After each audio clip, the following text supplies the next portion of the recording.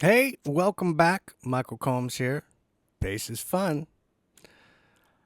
I want to start this by saying immediately there are timestamps so that you can skip over all the talking and get straight to the playing. So please do that if the talking part is too much. Not a problem. The first two videos I made were talking about chords and options to play over those chords. This is the third of four that's going to be happening. I did mention in the last one that the third video, this one, was going to be talking about 2-5 combinations that could be used to satisfy the sounds of certain chords, but can also act as chord scale choices, kind of, in a way. This video is not going to be about that. So I'm sorry if you were waiting in bated anticipation for your 2-5 extravaganza. That will happen, but there will be this video and another video, and then maybe that one. Regardless, today's video is going to cover the last of the dominant types of chords. There are links below in the description to the other two videos. This video, we're going to talk about the 6 remaining dominant types. And the 6 remaining dominant chords are the altered dominant, the dominant sharp 9, sharp 11, dominant sharp 9, flat 5. We'll come back to that. Dominant flat 9, dominant sharp 11, dominant sharp 9. So circle back quickly to the two dominants, the sharp 9, sharp 11, and the sharp 9, flat 5. Yes, sharp 11 and flat 5 have the same note name, but they aren't the same pitch, and I don't think the chords are the same, which you will hear in the demonstrations. So keep that in mind. So let's get to the 6 remaining dominant chords. There are many types of dominant chords, yes, but the ones that I've been talking about in the previous videos and this video are ones that I've found recur the most in all kinds of tunes and styles and compositions and all that. Yes, there are going to be others, but these ones happen the most. I want to take a second to clarify a little more of how I'm thinking about using these options. So the first chord we're going to talk about is the altered dominant chord. And everything is in C for this part of the video. So if you have C, C7, and it's an altered dominant, I'm absolutely going to think of or use the notes in the 7th mode of melodic minor. So, right? But I'm not really extracting patterns from them so much, maybe a little bit. Things like that. But I'm really able to visualize all the notes of that. So I'm thinking D flat melodic minor, and then I'm using other things to get to and from those notes. And I'm also giving you a strong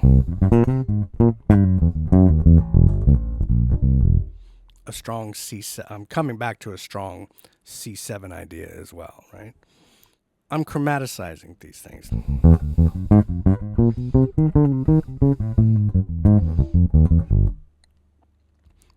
And so I'm kind of toying with the notes and coming up with things that satisfy my ear. And I do that with any of the options, right? So that's one option, the 7th mode of melodic minor. The second option I like to use with altered dominants is thinking of major 7 sharp 11 built on the 3rd of the chord. So we're going to see E major 7 sharp 11. But I'm not really thinking of it as like, because that B was going to be too strong in there. Maybe not the best choice to put a major 7 in a dominant chord, although you can totally do it. Not something I would focus on. But all the notes in an E Lydian are viable options for a C altered dominant. You got to be a little more careful. And again, remember that you're still playing in C. So you got to bring all these back home somehow with a root, with a third, with a fifth, whatever. So you get into it.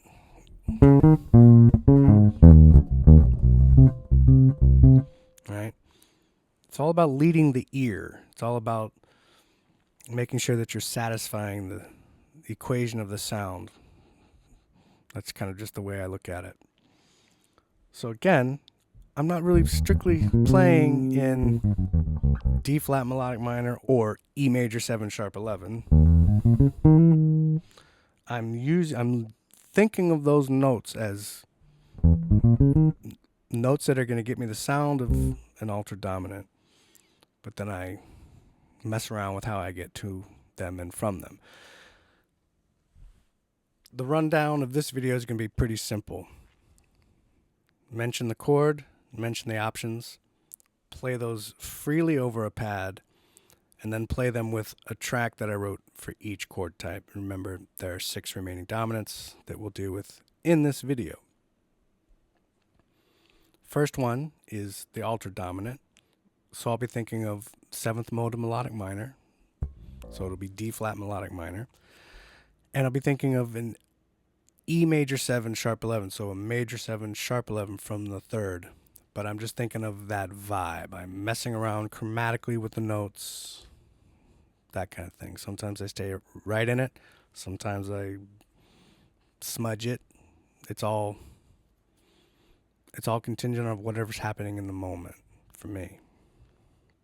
So here we go with the altered dominant.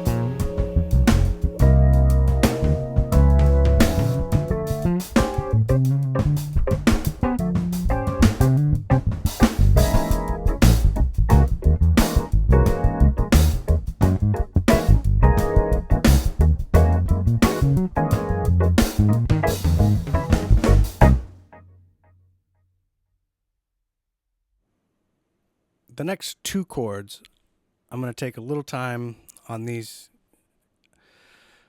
because if you interpret just the symbols, they're basically the same chord, and the chords are a 7 sharp 11 sharp 9 and a 7 sharp 9 flat 5. So the sharp 11 and a flat 5, and thinking as C as the root is going to be F sharp or G flat. Maybe it is different. Who knows? They have different effects. The main difference between the two is, I think, how they're voiced. But I found that the 7 sharp 9 sharp 11 has a much more, I don't want to say unstable, but it doesn't want to settle into something as easily as a sharp 9 flat 5 chord. You'll hear that in the playing demonstrations. And for each chord, there are different options. They vary slightly from each other, but they are different. For example, in the 7 sharp 9 sharp 11, the two main things I'm gonna draw from to get that sound will be a major 7 sharp 11 from the major third, and also thinking of it as the sixth mode of melodic minor.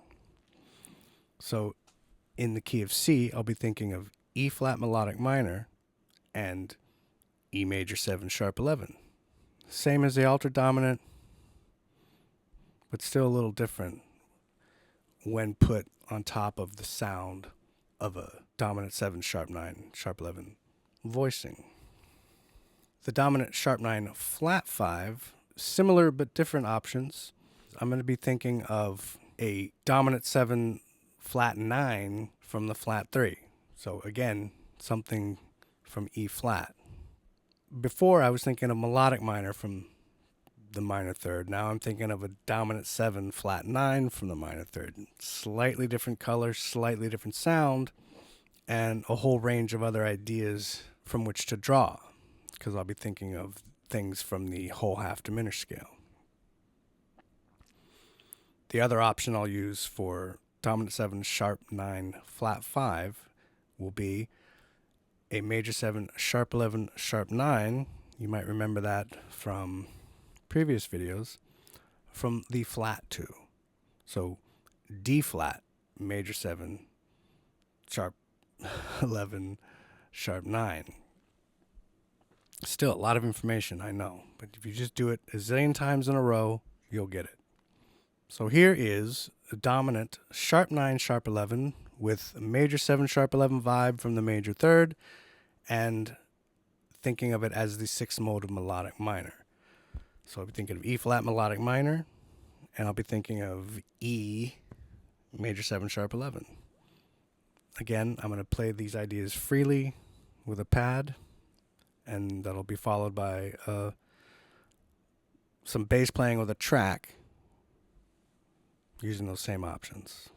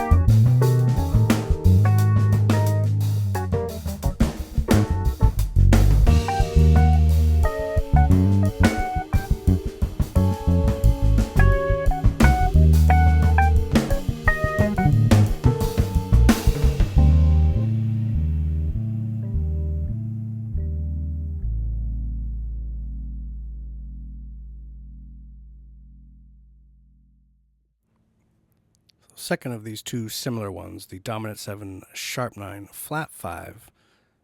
Now I think of a dominant 7 flat 9 from the flat 3. Remember, we're in C for all these pad demonstrations. And a major 7 sharp 11 sharp 9 from the flat 2 this time, so D flat. And just to clarify, when I'm thinking of a major 7 sharp 11 sharp 9, I'm thinking of what those notes really are. So the sharp 11 here, and then the flat 9 here. So if you mix them up,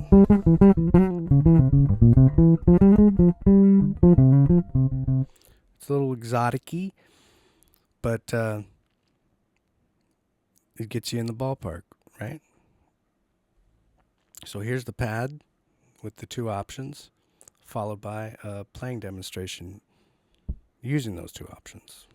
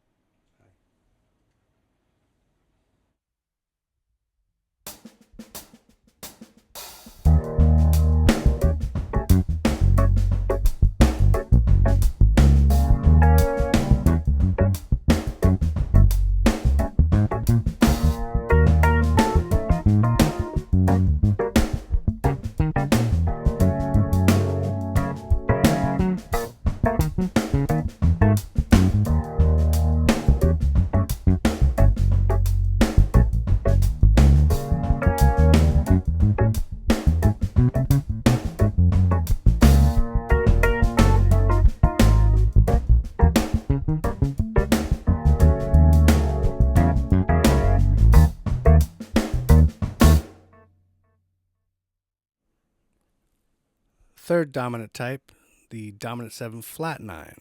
Options I like to use for that are, number one, of course, ideas from the half whole diminished scale. But in the case of dominant flat 9 chords, I tend to focus on the dominant 7 flat 9 that occurs on the natural 6. Right, if we're thinking in C, so I'll be thinking of an A7 flat 9.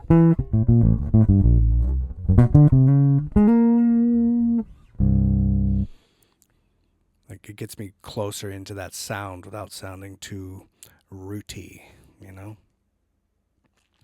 Another one I'll use, and I like to use this a lot as you're seeing, is the major 7 sharp 11 sound.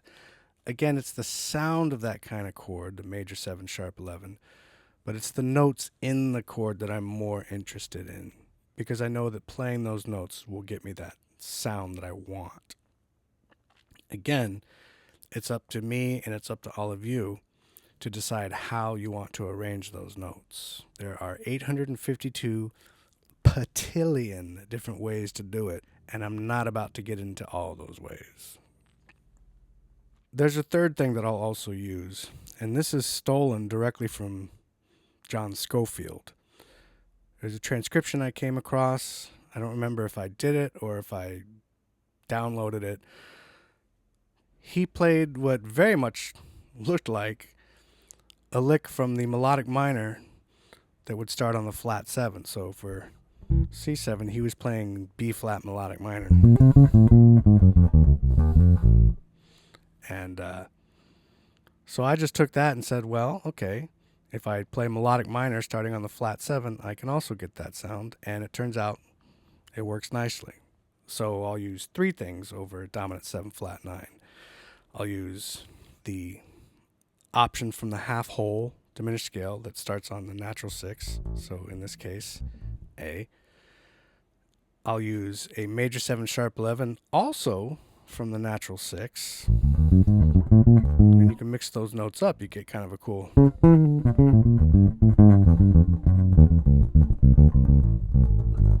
very chromatic-y kind of thing. And then I'll use this John Schofield concept. I'm just calling it the John Schofield thing. So melodic minor starting on the flat 7. So here's those three options with the pad, and then in a bass line with a track.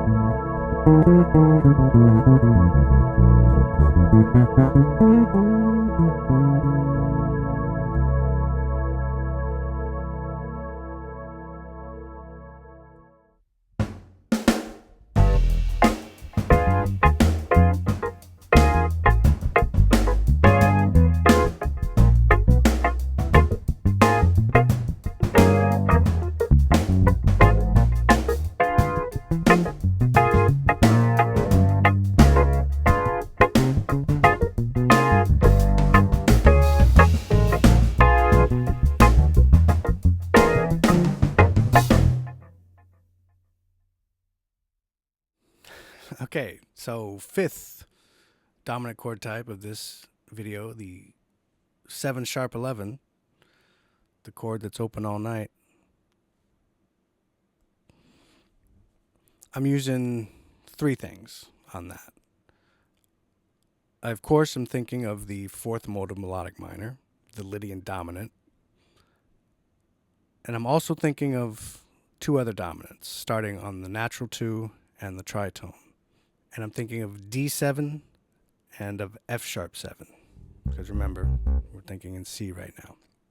And I approach the notes in those options in ways that make me happy and that satisfy the sound that I'm going for.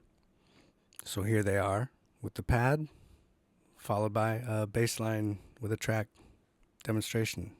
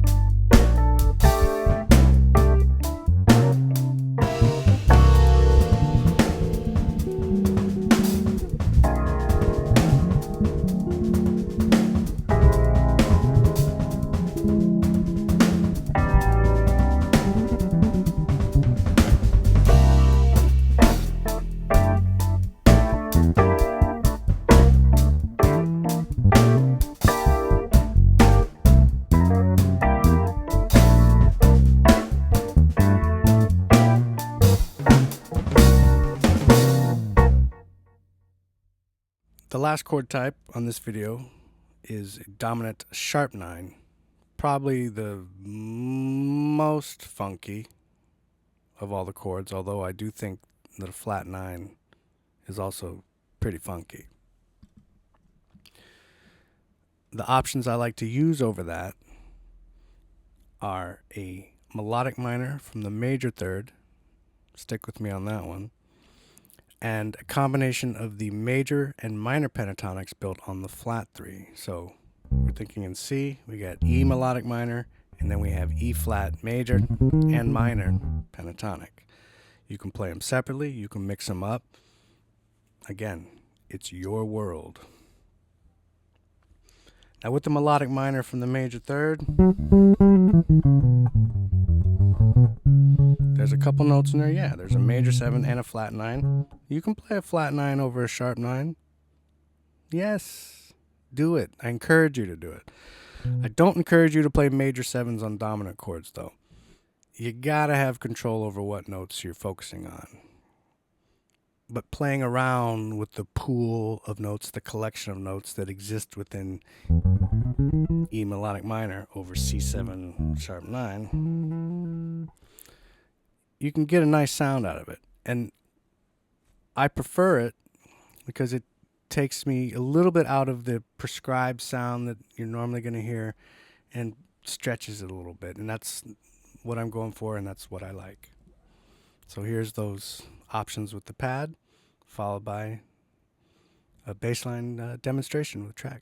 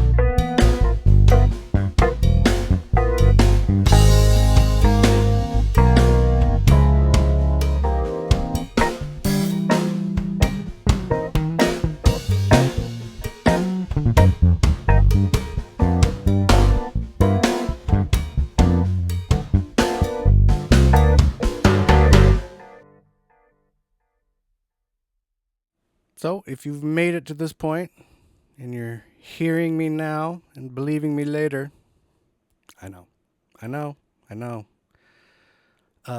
Thank you. And again, I hope this information helps, is useful, is entertaining, is fun.